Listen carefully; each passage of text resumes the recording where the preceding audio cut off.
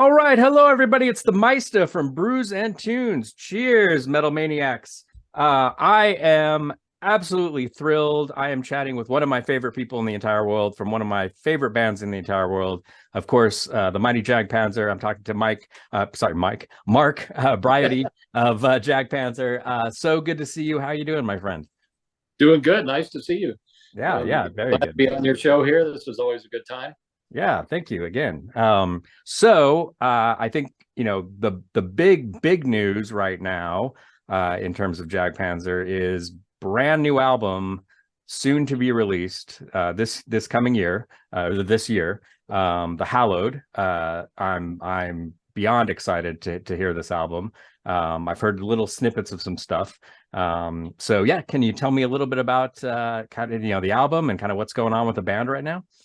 Well, we had finished up our last deal with SPV, and we did some good things with SPV. Those guys were cool, but we thought we'd try a little different direction. But we wanted to do something different. We wanted to completely finish the album on our own without any record company input, and then we would shop the album. So we finished it, and we shopped it to I think we shopped it to 10 labels, and we had 9 offers.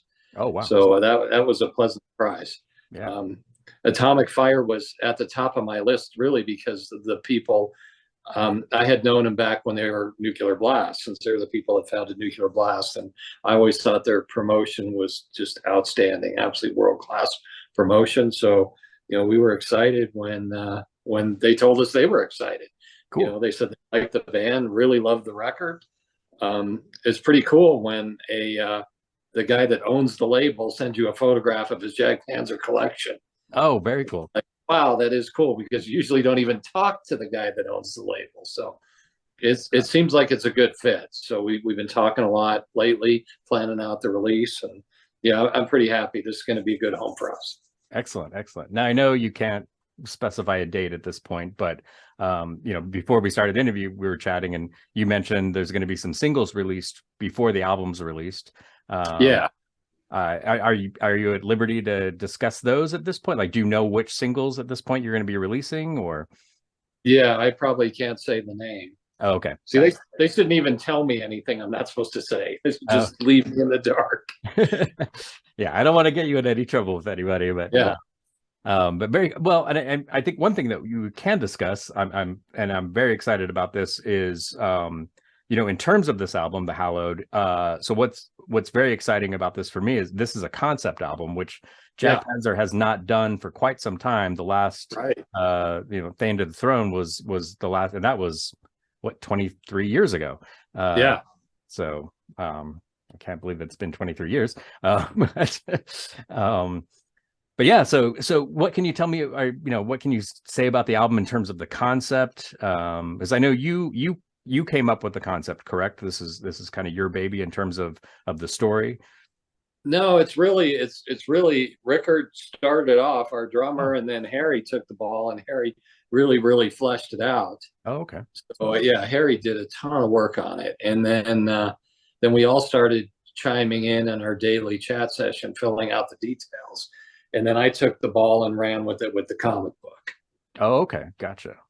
Very cool. Yeah, before we started this record, we were just all talking how much we enjoyed Thane to the Throne.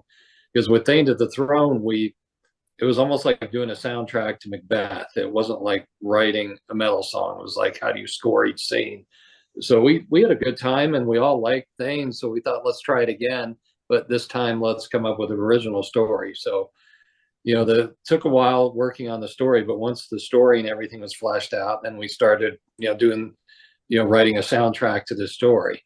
Nice. with metal songs. Very cool. And I know it's the little bit that I know about it, it's kind of it's a dystopian kind of tale that takes place in the future, correct? And it's a dystopian. It's a band of 5 people, and it's a frozen world, and they're looking for a mythical place called the Hallowed, which they're not even sure that it exists. But so all they have is the hope of this place. They've got some animals with them that they train to hunt, train for security. And so they have a very close relationship with the animals in the beginning, but that starts to splinter, and the animals start to sort of regret the relationship with the humans. And the album is actually written from the perspective of the animals, every lyric and every song. Cool. Whereas the comic book is written in the perspective of the people. So if you listen to the album and follow along with the comic book, you'll get what's going on when you hear the lyrics. But a lot of times it's like, wait, this whole perspective here seems completely different. Right. I love that. That's such a cool idea. And as the story goes along, the perspective becomes very different. You know, the first couple songs are, we're a family, a brotherhood. This is a team. We're all working towards this goal. But yeah, that starts to change. Interesting. Wow. That's so cool. I can't wait to hear this. This is going to be great. And of course, I have a copy of the comic book. I don't know if you can see it. I've actually got it hanging up on the wall. Oh yeah, I do see it. Yeah, right. So, to it. Yeah, so I've got that, and yeah, it's very cool. And so yeah, I'm really excited to be able to hear the album and pull that comic book out and kind of follow along and really dive into this once the album's released. Did you, Mark, when did the idea of the comic book come into play? Was that something you had wanted to do for a long time, or was it because of this particular album that you got the idea? No, actually, I was always sort of against the comic book because despite people saying, oh, well, that's a big cash grab, no, they're actually very expensive. You know, you have to pay an artist to do a whole book full of art. It's, you know, if you use good paper like we did, you know, that's a pricey venture. So I really was not interested in a comic at all for the band until we started fleshing out the story. We had a private band chat that we ended up with over 7,000 messages back and forth in there. Wow. And a lot of it was people talking about the story and really fleshing out ideas. And the story was turning into like an old school action movie that I used to love as a kid, you know, a Ray Harryhausen movie like Jason and the Argonauts or Seventh Voyage of Sinbad or Clash of the Titans. Just a really cool popcorn movie. The story was going along like that. And you know, we can't do a movie, so we thought, well, let's do a comic book. And nice. We still didn't commit to it. I had to find an artist. We had to look at the budget, and eventually we ran the numbers, hired the artist, and figured if we do 600 copies, if we sell all of them, we can break even. And I was pretty certain we could sell all of them. And I've sold about out of the 600 just advertising on my Facebook page, I think I've sold about 410 of them so far. Oh, excellent. Very good. Very good. Now, so it will end up breaking even, which is nice. Perfect. That's and now are you going to be taking those with you on the tours that you have? I'm going to try. I've got 50 of them in a suitcase. And oh, okay. Nobody, you know, I've written over 100 people, including import help desks in Europe, and nobody's answered me about what you have to do to import things. So I've been just reading the import laws in Europe. So I've got my HS codes for everything I'm bringing in. I calculated the VAT, the duty. So really, I'm just going to show up in customs and say, I have this merch here. Here's what it is. And here's what I think I owe you. So we'll see how that goes. I hope it goes good, but I hear horror stories all the time about bands getting merch seized. Yeah. But we'll go up and offer them the money that I feel I owe them. So we'll see what happens. Gotcha. Okay. Well, and speaking of traveling, and so you have shows coming up very, very soon, correct? In Europe.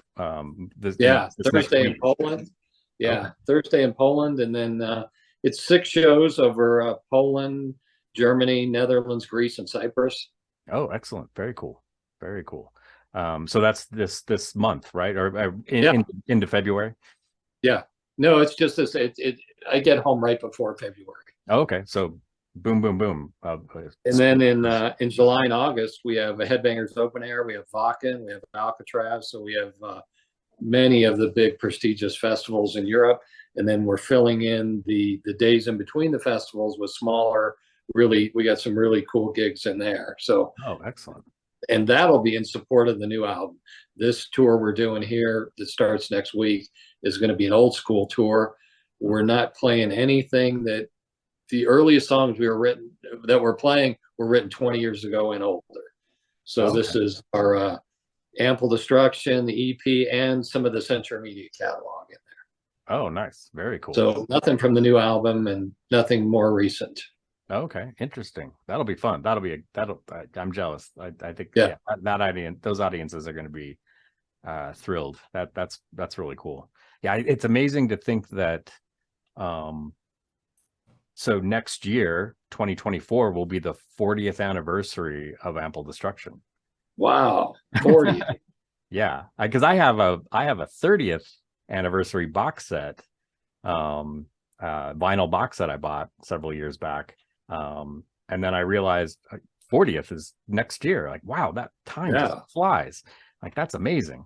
Yeah, because I mean, the band was you guys formed the band. You and Harry started the band, what, 81, right? Yeah, even really, it's really 79 when we were just, I wasn't even driving yet, and we were, you know, getting up together. Harry just lived up the street, so we were, and then John, our bass player, lived 2 streets over, or I'm trying to remember the old neighborhood, if it's 1 street over or 2 streets over. I think it's 2 streets over, but we would practice in his living room, sometimes Harry's garage, sometimes at my house. So we were really doing things back in 79, you know, not as Jag Panzer, but we were writing stuff. We were trying to write wannabe rainbow songs.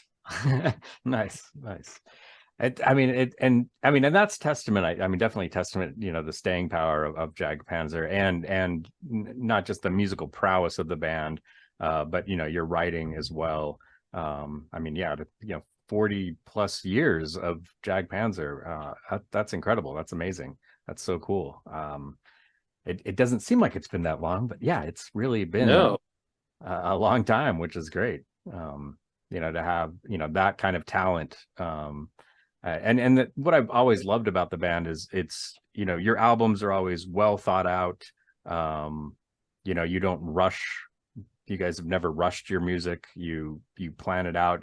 Sometimes it feels like it takes too long as a listener, but, you know, from album to album, but it's always worth it. You know, and that's why I'm absolutely thrilled and excited to hear the Hallowed. I can't wait for that album to drop. You know, I'll definitely be picking that up on vinyl, if not other media, you know, other, you know, CD. And I have a tendency to buy multiple, especially for stuff that I love.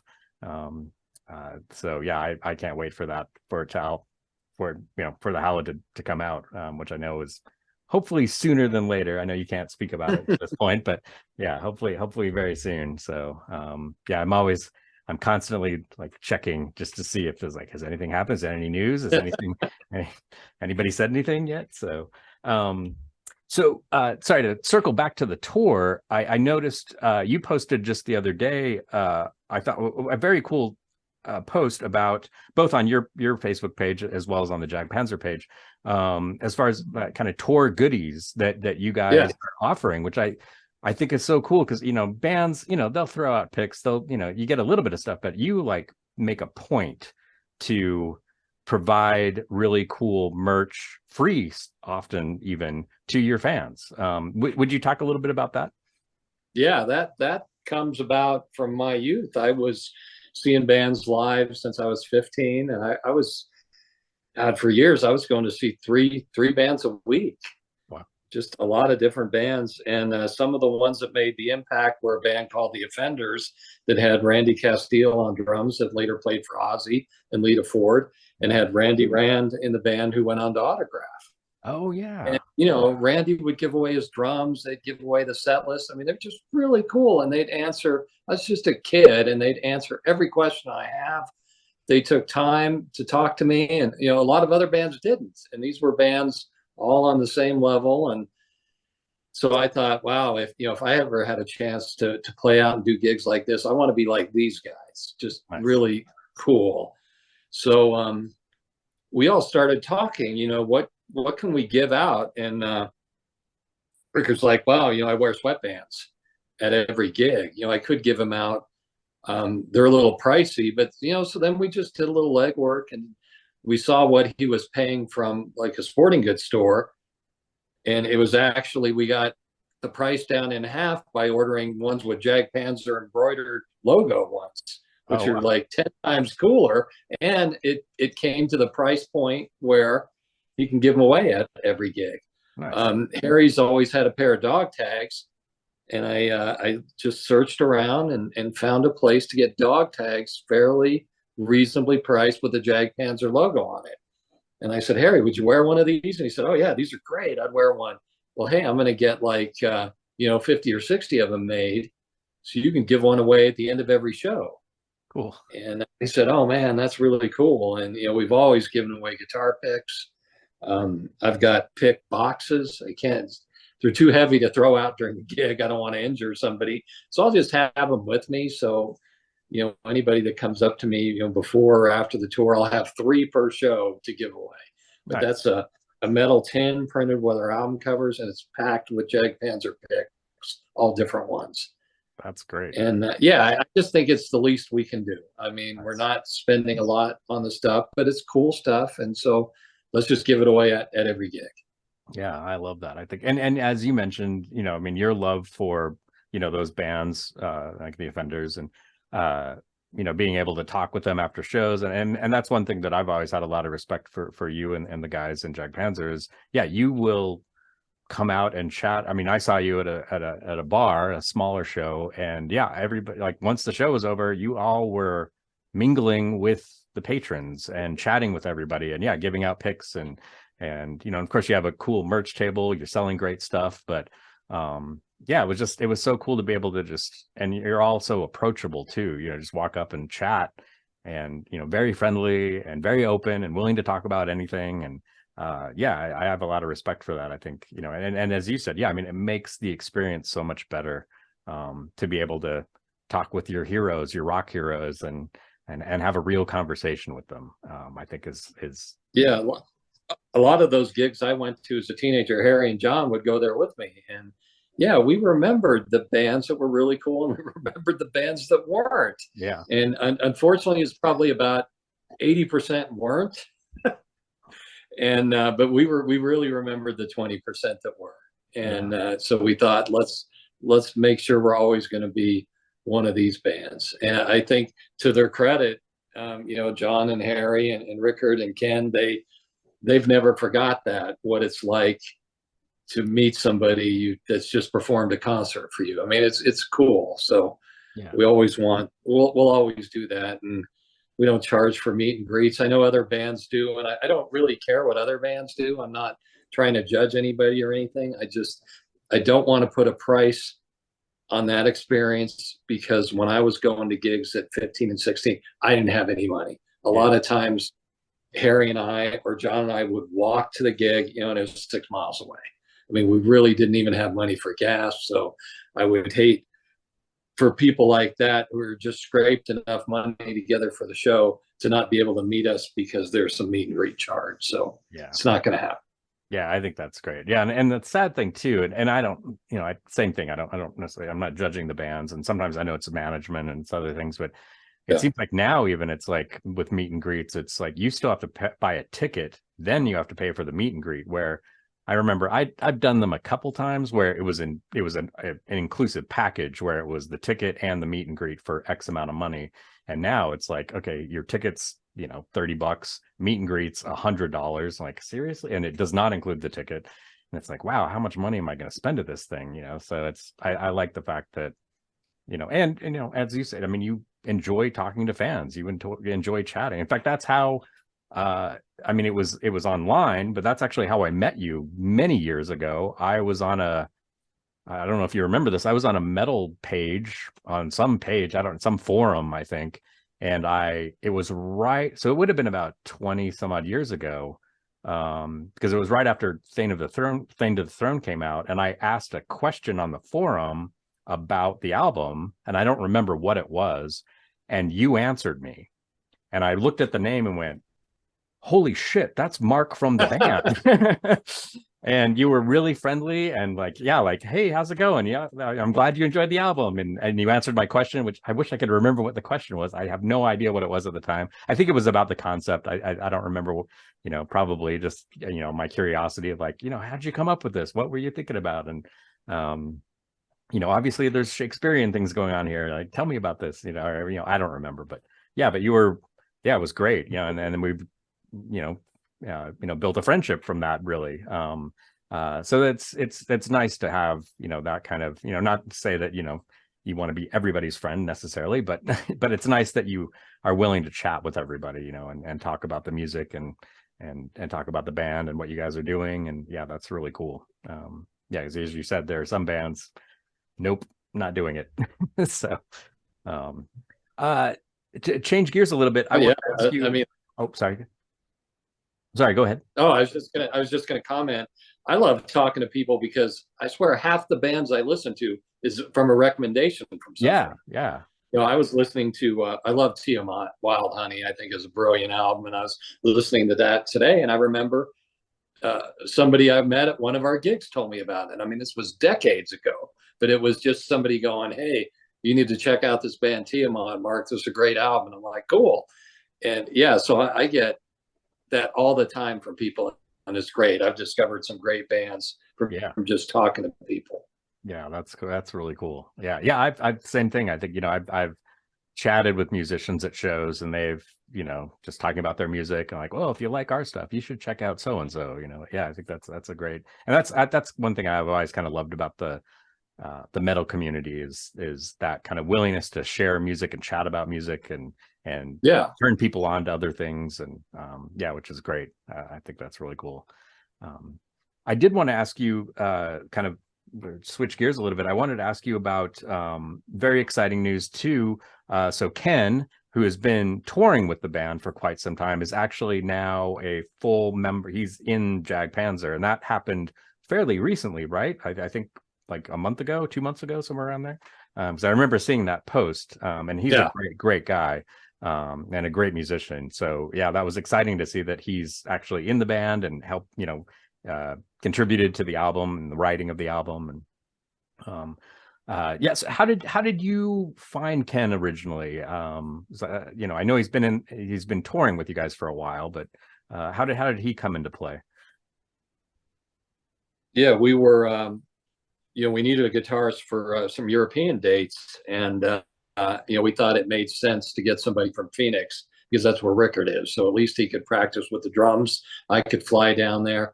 Man, there's a lot of great guitar players in Phoenix. I mean, there's absolutely no shortage. And yeah, we did one show with a Phoenix guitarist player named Tony Corteza, and yeah, he was great, but he had some other things going on, so he suggested Ken. And Rickard had also had somebody else suggest Ken. So we talked to him, we hit it off, and first tour with him went great. I think he'd done 4 tours with us previously. Yeah, he's a great guy, but we weren't sure he wanted the gig, you know, permanently, because recording and writing with us is very different from touring, and he's got a lot going on. So we asked him if he was interested in it, and he said, "Oh yeah, he's totally interested in it." Cool. And so we decided to have him try his input on a few new songs, like, you know, obviously much more than the solos. You know, try some melodies here, see what you can do here. And they came out great. And we were ready to offer him the gig, but we had one band member that says, "Nope, I want to hear him play the whole album." I said, "Okay." So we got down to 9 songs finished, and they were brilliant. And I asked this unnamed band member, "Okay, you've heard 9 out of 10. Can we offer him the gig?" "No, I have to hear 10 out of 10. I want to hear everything." Okay. Wow. So we finally heard everything, and then the same band member called me up. "Oh yeah, offer him the gig. He's great." Yeah, he contributed a lot to the sound of the record. I mean, he chipped right in. It was not, this isn't a Mark Briody record with him playing some solos and Harry singing, or no, this is everybody kicking in. And so he really jumped right in and contributed his share of the writing. Nice. Well, and that was one thing I noticed when I saw you guys live a few years ago, is it seemed, you know, your guitar work and Ken's guitar, like you two played off of each other really well in a live environment. I thought, you know, like, yeah, there, you know, especially some of the dual work you were doing, you know, it almost had, for lack of a better, you know, kind of like a Thin Lizzy, Judas Priest kind of vibe to it. You know, the dual work together, I thought was excellent. Just, you know, because you both have rich tones, you know, rich guitar tones, and it just, you play off of each other so well. But I mean, that's true of the whole band. I mean, you all play off of each other really well, especially in a live environment. I think. Yeah, Thin Lizzy's definitely the influence for twin guitar with me, and I know Ken likes Thin Lizzy as well. So nice. That is a high compliment. We will never reached that level of Thin Lizzy's twin guitar work, but it's always something to shoot for. Yeah, I think you guys are there personally, but yeah, I think it's brilliant. You guys sound great. So with the recording of the album, so it was, do you guys, I know, you're all kind of spread out now a little bit in terms of where you live. So is it recorded separately? Are the tracks recorded separately? I mean, as far as, your guitar work, or did you guys all get together in a studio, or are you doing it in separate studios? We got together for bass and drums. This Okay. was at Ken Mary's studio. Ken's Flotsam Jetsams drummer and Fifth Angels drummer. And he's got a great studio in Phoenix, and he's got a big drum room because we wanted a really old school drum sound. So we wanted to record like the way John Bonham did, just in a big room and not gating the drums like you hear in the 80s where the drums were super isolated. No, this is definitely a 70s style drums where everything bleeds. There's some noise in there, but it sounds cool. So bass and drums live, and then rhythm guitars and vocals. And then we sent Ken to a different studio in Phoenix, to Casey Weaver's steampunk studio. And Casey's just got a giant collection of the best tube amps. Oh, so we had Ken going there. Yeah, all of the guitars on this album are all tube amps. They're all recorded really loud, and they squeal and make noise, and the whole record is just noisy and cool. I love it. It's different because the concept called for it, and things that had become part of our trademark sound, like the violin work. Violins don't even show up on this record till the last half of the last song.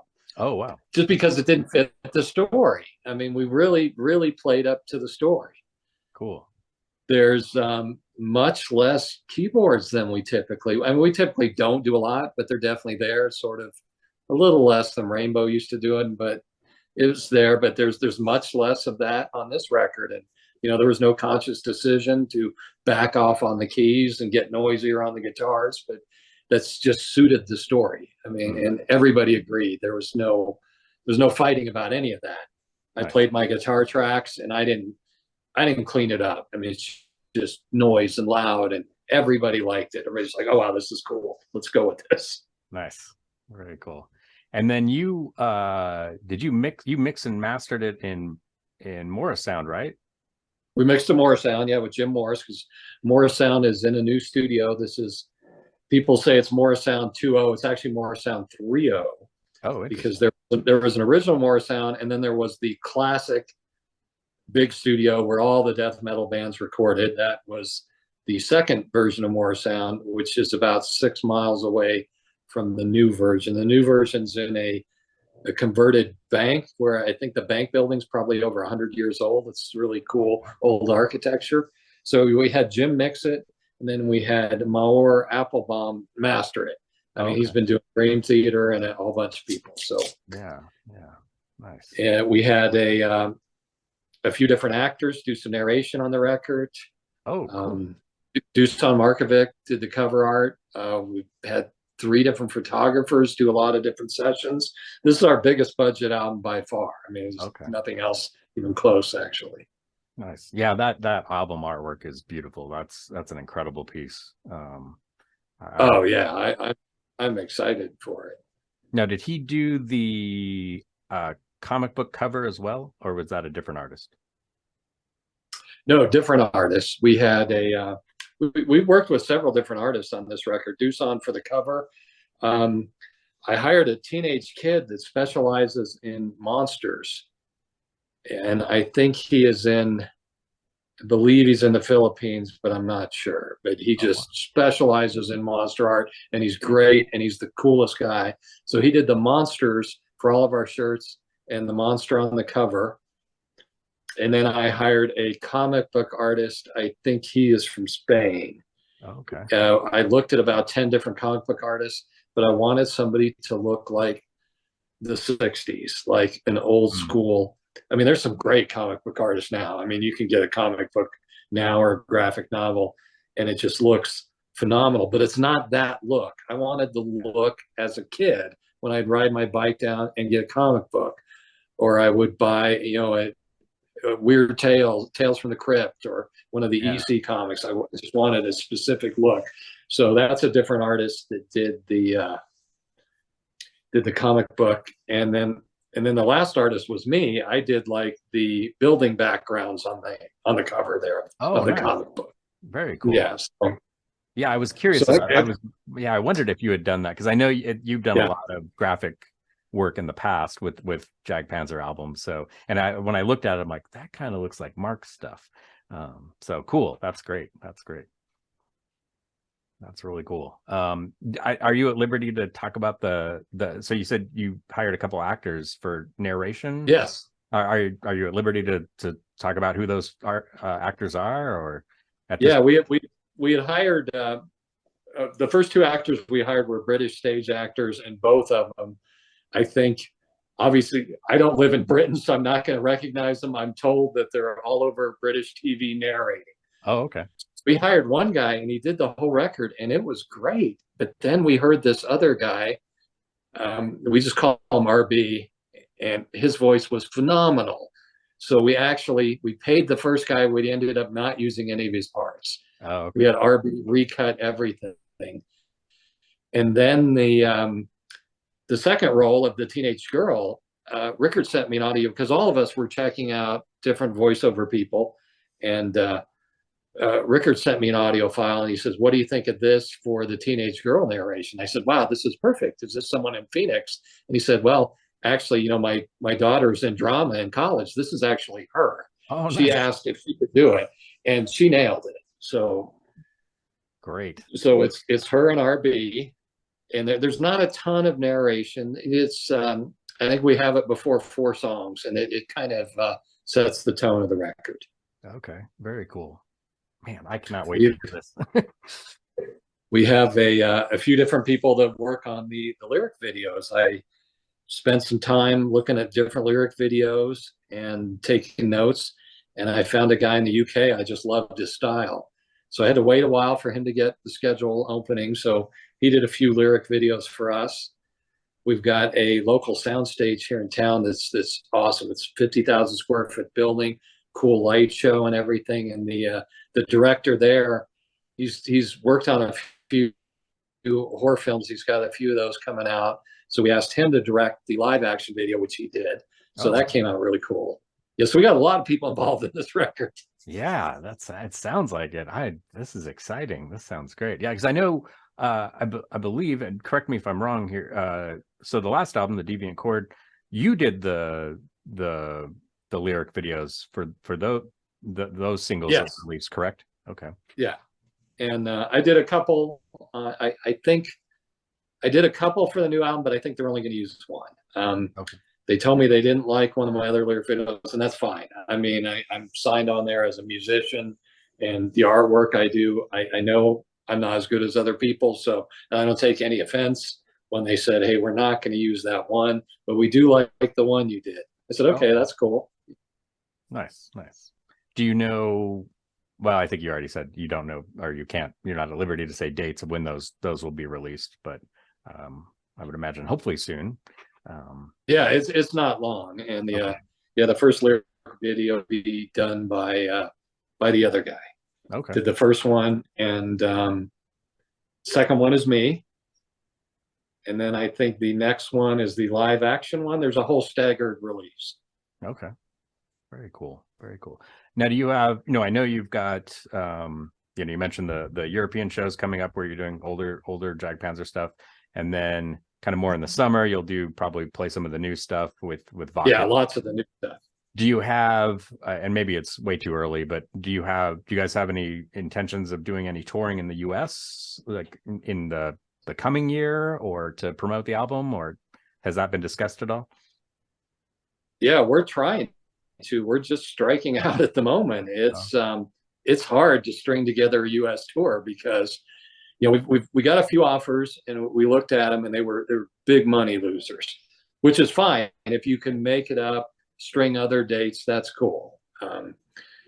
We haven't been able to string together enough dates to do the US. And when we tour, we don't bring a crew with us. We don't bring a tour manager. We just rent a van and drive ourselves. So we're already bare bones. So Gotcha. if we can't financially make that work, we can't do the shows. Yeah. So we're still trying. We really, really want to play the US.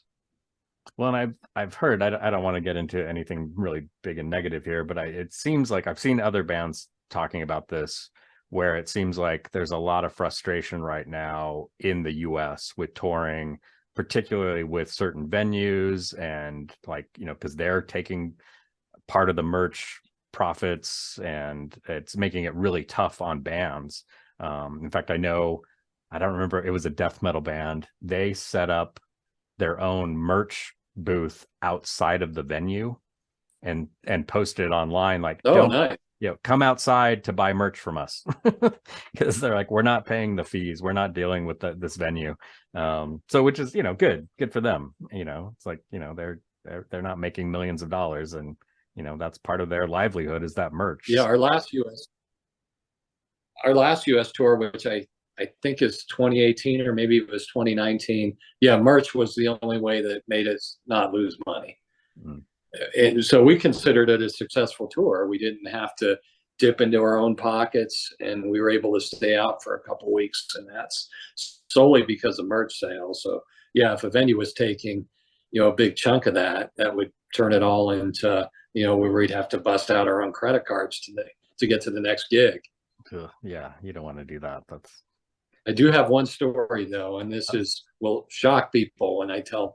I'm completely against the venues taking a big percentage. I mean, that just sucks. However, we did one gig a few years ago. We were in New York City, and they came up to me and said, we're going to take 35%. I'm like, oh, and I looked at the paperwork we had from the national promoter. Yeah, they're going to take 35%. And we were selling shirts for 20. And he said, yeah, we don't sell shirts for 20 here. We sell them for 50. 50. I thought, no, come on, that's just too high. And they said, no, that's what they sell for in New York City. That's what every band is selling them for. So they priced them at 50, and they were really selling them to people. Their staff was saying, look, there's only 8 of these large shirts left. I mean, these are going to be gone. You're not going to see this band. Like, this is a good shirt. The band was going to sell them for 20. That's not enough. So we actually made more money. That was the most profitable on the tour. Oh, wow. These guys were great salespeople. We're terrible salespeople. Because I'll be at the merch booth, and somebody will come up and I'm not sure if I should get a shirt. No, I always say, don't get one if you don't want. That's fine. We can still chat. Yeah. So I am not a salesperson, but these people most certainly were salespeople, and they were very persuasive.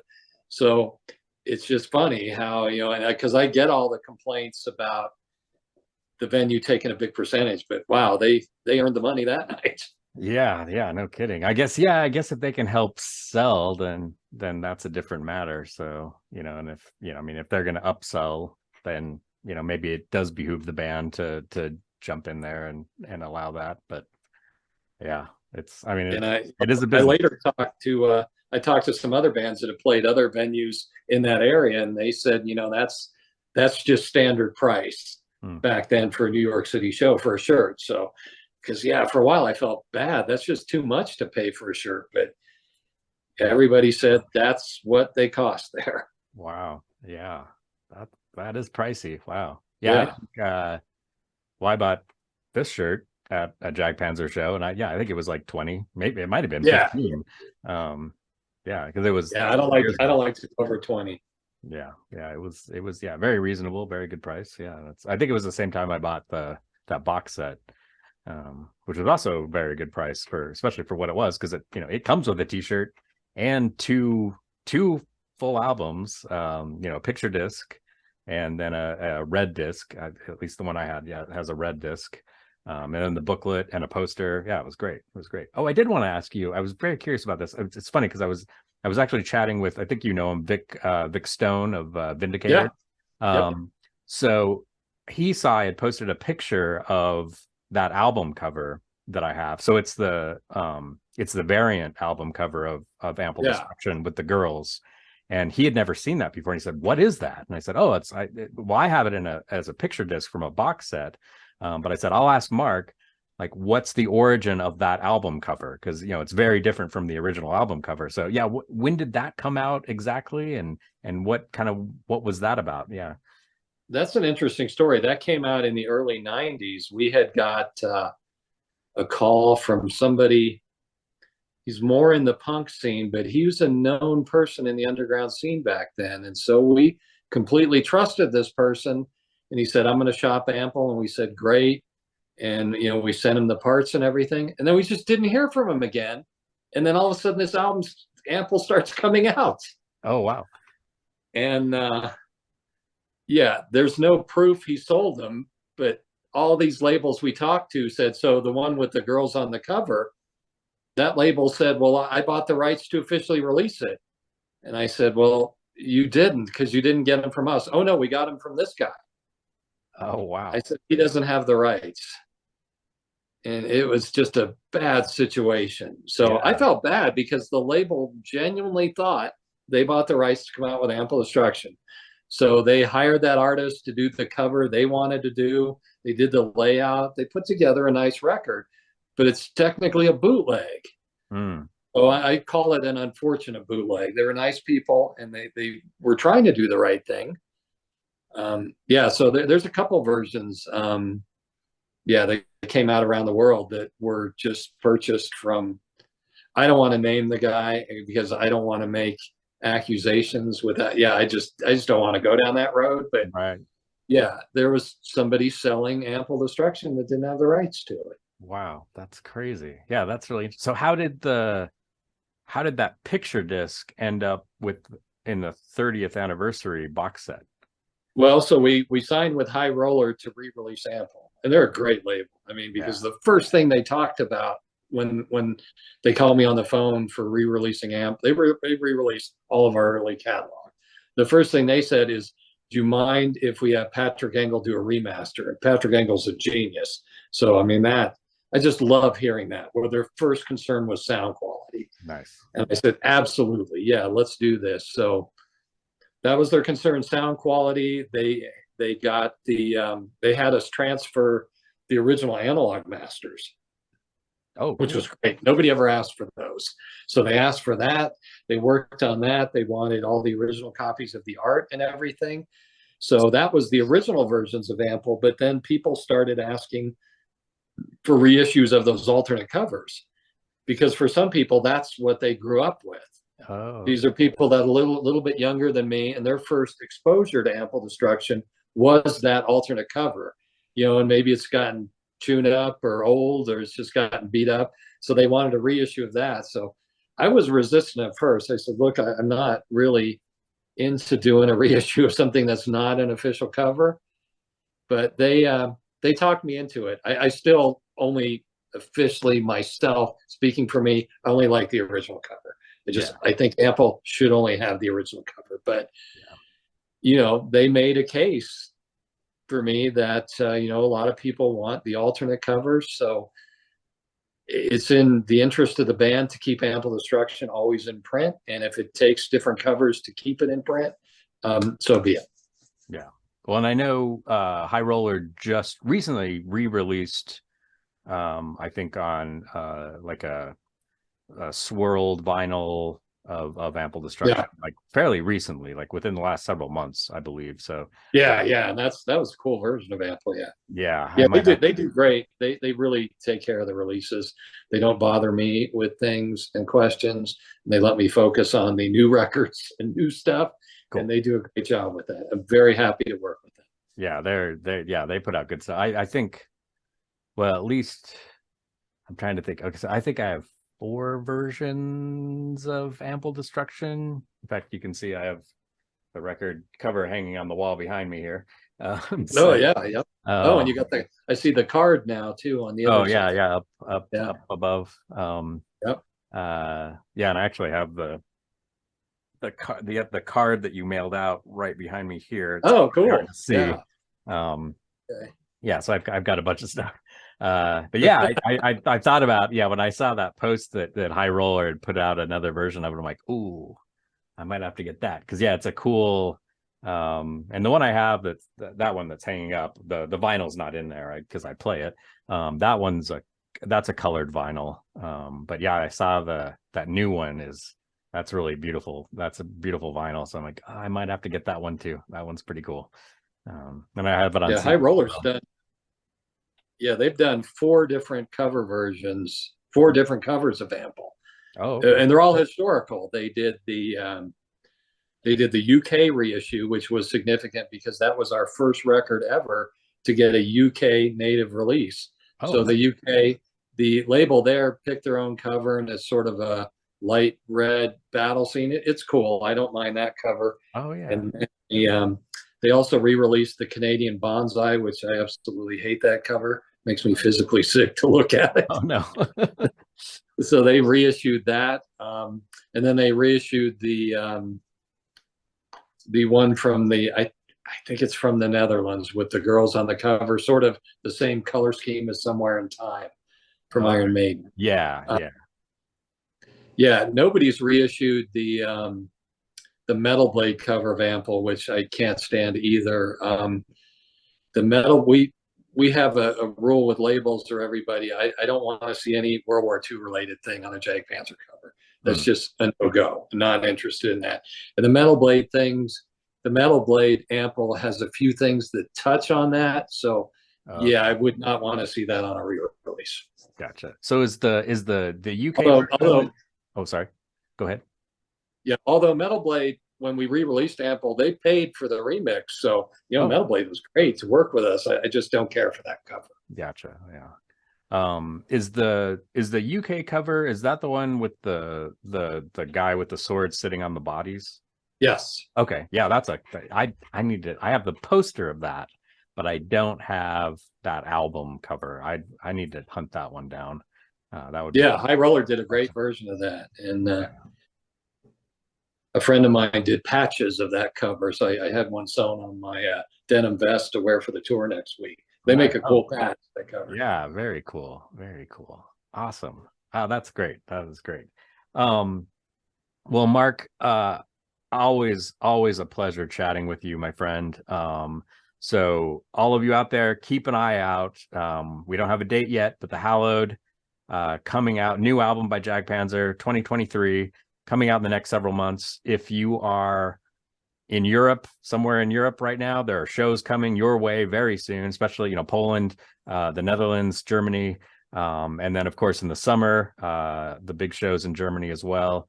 You don't want to miss out on seeing Jag Panzer live. One of the best shows I've ever seen. One of the funnest times I've ever had is seeing Jag Panzer. So yeah, definitely get out there, and yeah, I can't wait for the album to come out. So again, thanks so much for chatting with me, Mark. This has been an honor and a pleasure. Oh, this was fun. Thank you. All right.